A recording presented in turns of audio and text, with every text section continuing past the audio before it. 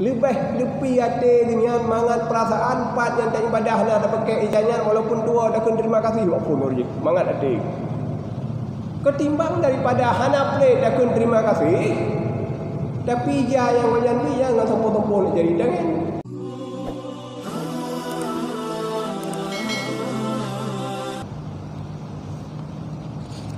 Nak pegah li Rasul. Syukur na syukur dengan lidah, na syukur dengan mulut, na syukur dengan hati. Heboh. Yang biasa dengan kita syukur adalah dengan lisan.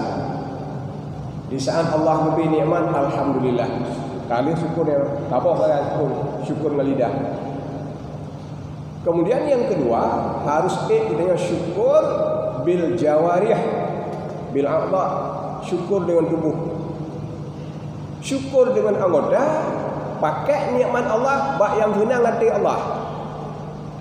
Ya, yang baru bersyukur. Punya hana kakak alhamdulillah lagai tanya waktu syukur dengan lidah lagai. Ni dua pun tu kalau bersyukur dengan anggota dan dengan hati.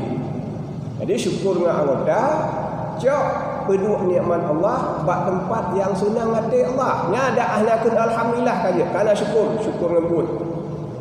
Asyukru bil fi'li, syukur dengan buat. Allah gebi mata. Alhamdulillah kami mata ada Allah. Yang syukur dengan lisan. Ubud dah makna tapi ubud pahala syukur dengan lisan. Yang paling raya syukur bil fi'li. Pakai mata yang Allah bi bak tempat yang senang hati Allah. Kata kalau tak pakai mata. Nyan ka bersyukur. Mungkin pernah dah sampaikan pada pertemuan sebelumnya. Be'ilah dengan Allah gedanya lagi nyan sikap dia dan anggapan dia pandangan yang binikmat tu dia. Jibi sesuatu yang berharga hadiah kepada gedanya, syukur dengan lidah terima kasih. Maka ubud hayu dia. Kota banding syukur dengan buat. Kadang kupi ija ulun tuan terima kasih dari puai ija antrek. Dewa umrah bapa. Mahai bloy juk ni tayo. Cuma hal yang kosong ada dah alhamdulillah terima kasih kerana bija kelum yang kana syukur. Syukur bil lisan. Tapi na syukur yang paling raya ke bodoh bil fi'il. Syukur dengan buat. Ija yang godnyan bi tanya tertawa tapi tip sembahyang tajak pada Jumaat seluruh solat ibadah tanya tak pakai ija. Oh malu piat hati orang tu. Lebih ada dengan mangat perasaan empat yang tak ibadah nak ada pakai ijanya walaupun dua dah kena terima kasih apa pun je. Mangat ada. Ketimbang daripada hana play dah kena terima kasih.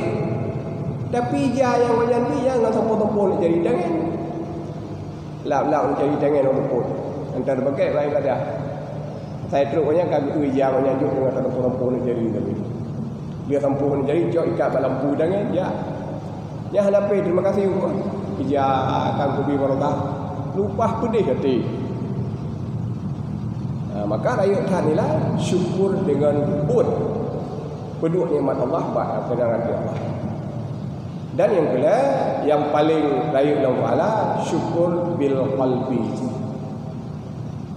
Syukur bil qalbi iaitu kita merasakan yang kana baganya adalah pemberian Allah dan yang adalah yang terbaik untuk kita.